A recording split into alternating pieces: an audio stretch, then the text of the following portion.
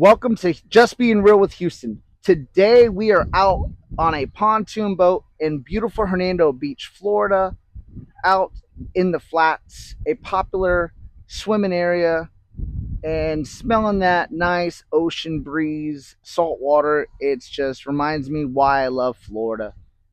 And today I have a special treat for you. He goes by the name Captain Doug. He's a real estate agent here in the Tampa Bay area, and he has a motto that goes by family first. And what I'm going to do is let him explain what that means. So let's get into it. Well, thanks, Houston, for having me today. I appreciate it. No problem. Um, So, what does that mean? Family first. so, family first to me means you treat families like you want to be treated, and you always have to look at the entire family, not just one, one individual member. You have to look at it as a family unit, Right? and as a father, I have 8 children. Um, we have a big family, and we love when they all come together. We do this thing every year that we call Thanksmas. That's the one time a year we ask them to all come together, and we just get them all the kids together and their spouses, and it's complete chaos, but it's absolute love, and it really just it epitomizes what I think of when I think of family first. Now, do you have to have kids? No, it could be just a husband and wife. Right. It could be a big family, but if you treat the family first, you'll be rewarded. And as a little bit more about my family, I mentioned I have 8 kids, and we are moving a little bit. So if you see us looking a little bit here, And if you see the camera moving a little bit, it's because of the wind and moving. So we're just trying to keep a bear little with breeze. us. So we have 8 kids. They range in age from 35 to 10. Wow. And the youngest, we actually adopted him when he was 4, and he's autistic. Now, you would think after the rest of the kids, you would know everything about what it is to raise a child. Let me tell you, Lincoln teaches us something different every day. With him being autistic, he's nonverbal. We have to try to interpret what he's needing, what he's trying to say to us through different actions, and worry about his safety all the time because he doesn't understand the concept of safety. He's escaped from our house. In the neurodivergent world, they would call that he's eloped. It was probably one of the scariest days of my life. He was normally sitting in the living room when I would come out from being in the shower, and one day I walked out and the front door is wide open and Lincoln's nowhere to be seen. Oh, man. So I immediately, yell at my wife, call 911, got everybody in the house. We all started walking the neighborhood, driving the neighborhood. Fortunately, after she got on with 911, they were getting calls that there was a little boy running down the road from other drivers. So he was seen right away. And again, fortunately, a officer had just come on duty and was able to catch up with him and get him safe. But he was driving or running down Barclay Avenue. And for those of you who don't know, Barclay Avenue is a pretty busy road in Spring Hill. And it was at about 8 o'clock in the morning. So it was right when everybody was going to school and lots of cars. So it was pretty scary. Oh, I bet terrifying. And not to sound too morbid, but when we were talking to the police officer, after we were done and he was telling us everything, he was telling us about a program in Hernando County called Project Safe Return. And that's where you can go online and register your child and put characteristics of your child, picture, and if they should ever elope and you call 911, they can immediately blast that out across all of the radio waves. So every officer in Hernando County would immediately know what had happened and who they were, so they would know who they're looking for. But what that officer said after that was really chilling. He said, And we also use that in the event we have to identify remains.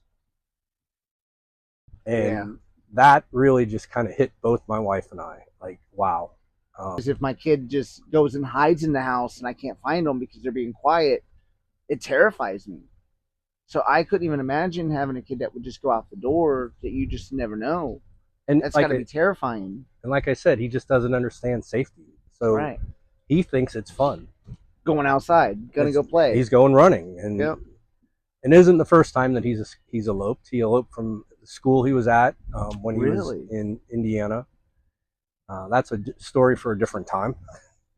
But I guess, when I hear stories like what just happened this past weekend in Hillsborough County, they had an alert go out for a child, 5-year-old nonverbal autistic child who was missing.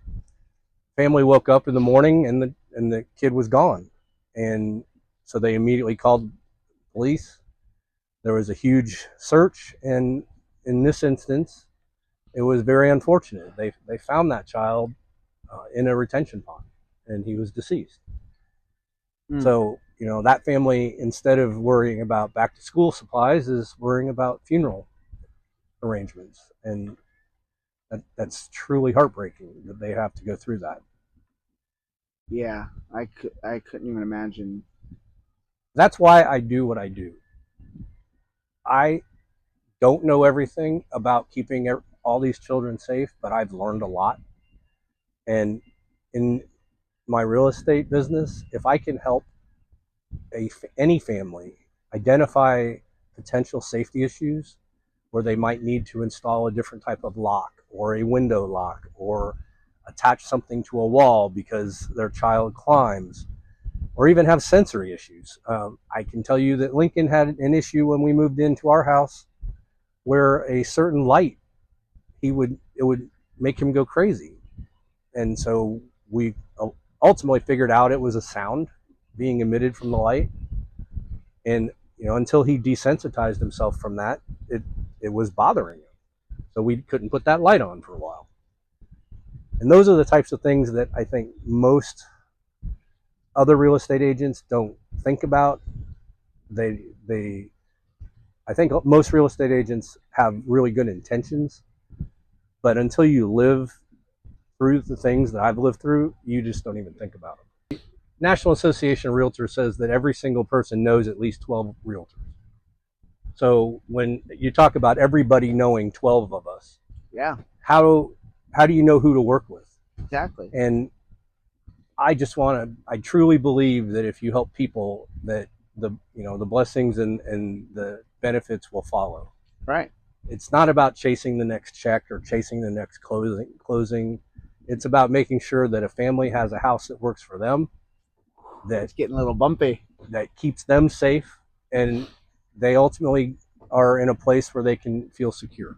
Yeah, that's how I look at it. I might have 5 carpenters, but each one's going to be a little different and specialize in different things. So that's how I look at realtors. And okay, you specialize in this, you're specialized in this, you're going to be a better fit. Even personalities, because not everybody has the same personality. I don't jive with everybody, but oh well. That's true. I mean, so you got to have more than just one. It's huge. And you just mentioned, someone that you jive with. Yeah. It really is. If, you can establish a relationship with somebody and know that you can trust them, that they have your best interest in mind, then that's who you need to work with. I don't want to work with everybody.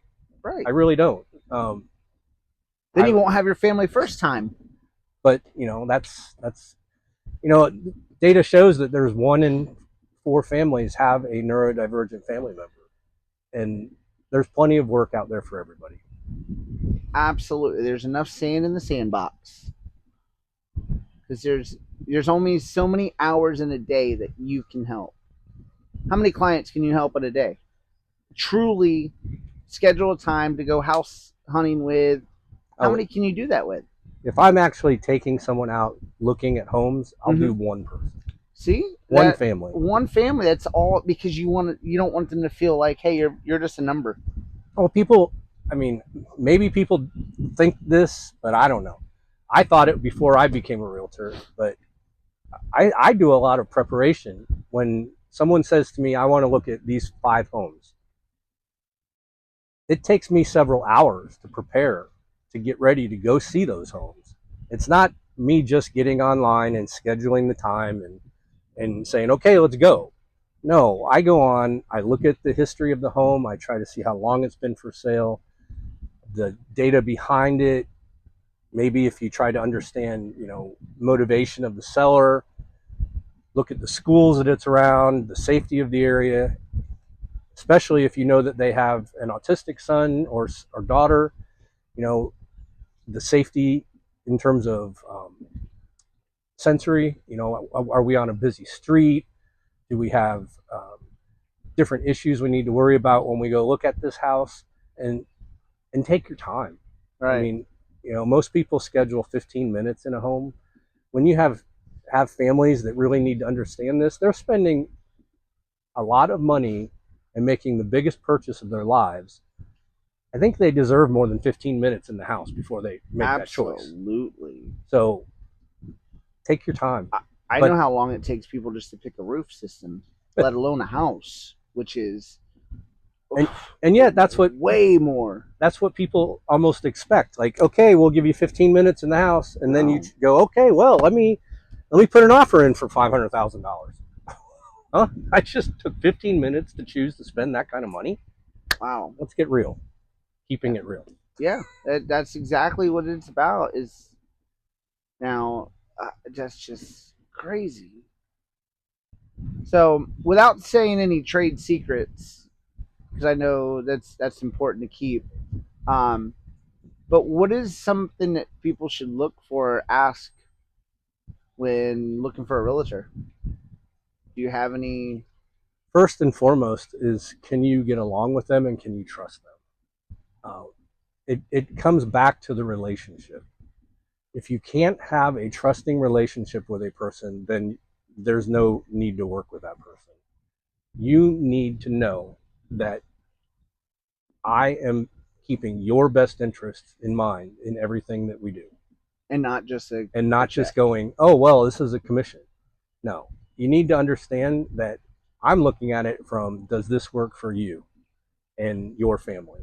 Right. And if you can't believe that, then you don't want to work with that person. Right. At least, again, my opinion. Somebody might disagree with me out there, but let them. We're allowed. Now, what about, like, if I was say hypothetically, if I was looking for a real estate agent, what do? Go take them to lunch, breakfast, go meet them a couple times, or do you just do a sit down? I prefer to do things in person. Right. I'll give you an example of something that recently happened to me. I had a couple who I called because they had submitted some information through a Facebook ad that I have. And so I called them and said, hey, I saw you submitted your information. You were looking for some homes. And they're like, yeah. And I said, I'd really like to come and meet you and, get to know you so I can really help you. And so I went to their house and we spent an hour and a half talking about what they wanted, what they were looking for, their goals. And at the end of the time, I earned their business, but they could have very well said, we just didn't get it. And I would have been like, great, I hope you find someone who can help you. Right. But if you spend the time getting to know someone and what they're trying to accomplish, then you create that relationship and that bond that creates trust. See, that's how I feel about meeting people. I don't want to just, because people can be fake or put on a good show in a 30-minute meeting at a networking group or seeing them here or there, but actually to get to know them in an hour and a half, that would be kind of hard to keep an act on, because somebody's going to slip up eventually. I would think in that hour and a half time, 2 hour time, because you get relaxed. People start getting relaxed. And, something else I would suggest that you do, if you have children, have the children there. Children are good at bringing out stuff. Are outstanding at knowing and seeing the truth. Right. And they aren't afraid to say it. I heard a story one time about some realtors. It's kind of funny. They were a couple of different realtors, and the family was working with one. And then this other guy, they met and they were talking, and he played with the kid. So after the realtor left, the kid went to the parents and said, "Daddy, why are you working with that jerk? This guy's fun." And I mean, I just, it was one of those stories where you're like, oh, wow. The realtors weren't there to hear it, Right. but the kid said this to the parents. Now, who do you think that they called when, it came down to who were they going to work with? Right. Whoever the kid can see. And seeing, you know what, that's great, because my kid's gonna bring out the worst in somebody. Because they can be sweet and everybody might think they're lovely, but let it catch them on a time where they get told no, that they can't do something that they want to do, and I can watch the other person's face on how they take the reaction of what my kid does. So that makes a very good point. I mean, obviously, you've got to make the best decision for you. Yeah, but kids are so truthful. They are, very much. So going back to, I know a little bit of your story and from the networking groups and getting to know each other and stuff, but what did you do before real estate? Well, we'll go way back. Okay. We'll go way, way back. So I went to high school in Clearwater and grew up in Largo. And right after high school, What high school did you go to? I went to Clearwater Central Catholic. My mom went to Boca and St. Pete. Boca Ciega. Yep. That was down, that's the other side of Pinellas County. That would take you an hour to get to from Clearwater, even though it's 10 miles. Right. I joined the military straight out of high school, and I enlisted in the Navy. I was in the nuclear power program, and I went through the nuclear power training and was assigned to a submarine. Nice. So I did about 2 years on a fast attack submarine.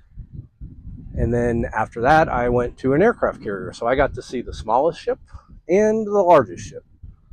And in the course of that, I was involved, our ships were involved in the activities in the Persian Gulf. So we got to see oil wells burning in the distance during that first Iraq issue. After the military, I did some school, and ultimately I got hired at a pharmaceutical company. Some people may know, pretty big one, called Eli Lilly and Company. Mm-hmm. I think they're the largest market cap pharma company in the world right now. And I'm not doing a advertisement or anything for Lilly, but the products you may know or hear on the news, Mounjaro and Zepbound are kind of the big ones. But they have a whole portfolio of medicines. One of the things about Lilly that I really liked, and it only happened at the end of my career there, is they were working to try to change the image of pharmaceutical companies. A lot of people look at pharmaceutical companies as these evil tyrants that are out there trying to make money. And yeah, they're making money. They're making a lot of money. I'm not going to lie about that. But if you've noticed any of the commercials they've done recently, they've changed the whole image from a pharmaceutical company to a medicine company. And they're really trying to make medicines to help people, which I thought was a really good idea to work on image. I did that for just over 26 years. And so what was your role there? I had a few. A couple of my notable ones in there. I was in the ethics and compliance department. I was in charge of the company's anti-corruption program. So we dealt with all the processes and procedures to prevent bribery across the world. And I also did some company-wide program improvement processes where we built these programs that we rolled out across the world, so that tried to make things more efficient for the company. I did some manufacturing work in there.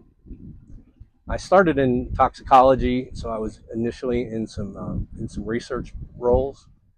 So yeah, I had a quite a diverse career. I went from toxicology all the way through. At the end, I was in like program management, where I was in charge of systems. So did a lot of different things. So, can we touch on that bribery? Is that like with your when your reps go to a doctor's office and those famous? I hear stories about people that go to the doctor's office and one week they're getting, or one time they're getting this medicine, and then the next time they're saying, oh, don't use that one now, use this one, but it's for the same treatment. Is it because they're getting, the typical is, oh, they're getting money back from the pharmaceutical company? Is that a form of bribery or? Yes, it is, and that type of behavior is prohibited 100%. Um, there are actually a couple different regulations there, some that are specific for inside the United States and some for outside the United States. And well, the United States has a federal law called the Foreign Corrupt Practices Act, which says that you cannot provide anything of value to any government official. And outside the United States, since there's socialized healthcare, every doctor is a government official. So you cannot provide anything of value to a government official outside the United States. So things like sending them to a conference or um, giving them supplies in their office is prohibited, and so we had to have processes in place to make sure that wasn't happening. Inside the United States, it was happening too, but it's covered under a different law. And It's verbiage. yeah, there's a lot of lawyers involved. Mm-hmm. But essentially, it's all illegal. Sorry, all illegal. You can't give doctors things to make incentivize them to prescribe your medicines. There is a lot of transparency today that prevents that. ProPublica actually publishes the money that each doctor gets from different pharmaceutical companies. So it's all required to be reported and tracked. So you can go online if you want and see how much money your doctors are being paid by different pharma companies. Some may be getting a lot, some may not be getting any, just depending on what their role is. I mean, if they're running clinical trials, they're going to be getting some money from pharma companies. But if they're not doing clinical trials, they shouldn't be getting anything then, right? Well, what is allowed today is pharma reps are allowed to provide nominal things like a lunch to the office, right, so that they can come in and talk about what their products do. Like a lunch and learn. Right, but they aren't allowed to come in and say, well, if I come in and give you lunch for the next 6 months, will you prescribe my medicine? That is completely illegal. Makes sense. So the industry has tried to clean up a lot over time because of the negativity that was seen with it, and essentially people trying to buy prescriptions. And today, that is just frowned upon tremendously. These people saying, "Oh, we're going to have a housing crash." What are your thoughts of that? My thought there is you always need somewhere to live. Right. Everybody needs somewhere to live. Will prices fluctuate? Yes. Are we going to see double-digit growth like we saw years ago? Doubtful. I don't know that the economy can keep up with that. People still today talk about the interest rates in the sixes. Well, if you look back 25 years or more, sixes are a good rate. Yeah, I heard people had 18, 20. Oh yeah. How did you make your in 70s and early 60s or 70s? It was. But the house values weren't as much though. Well, that is very true. That's the be a little bit better of a okay with it. But if the values keep going up, do you see the values ever coming down? You might see a dip. What have you seen in the last, since you've been in real estate? I've seen it, the values going up slowly. Right. So, I mean, some of the prices, if you price your house right today, you'll sell your house. But if you price your house the way you think it should have been 3 years ago, it will sit on the market for a long time. So you have to price it right for today's market. Right. You have to price it off of what reality is. Right. Because my house is worth XYZ, and in all reality, it might be, you might think it's worth that, but it's only worth what somebody's willing to pay. Yep. You get the name Captain Doug. Well, I kind of came up with that when I was getting ready to retire from Lilly and was thinking about what I wanted to do in my next life. Mm-hmm. And so I worked on getting my captain's license. And someday I hope to be able to take a charter out and just take people out and have fun on the water.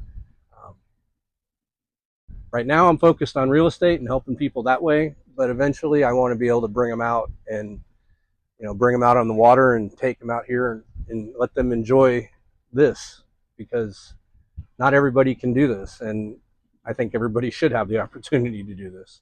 So if I can do that eventually, then that's what I want to do. But that was where Captain Doug came from. Was hey, I want to do this. I got my license, and bam. Interesting. Interesting. So it's just me, where I want to be, and who I am. Well, guys, thank you for watching. If you liked it, click the subscribe button, like, follow, share, all that fun stuff.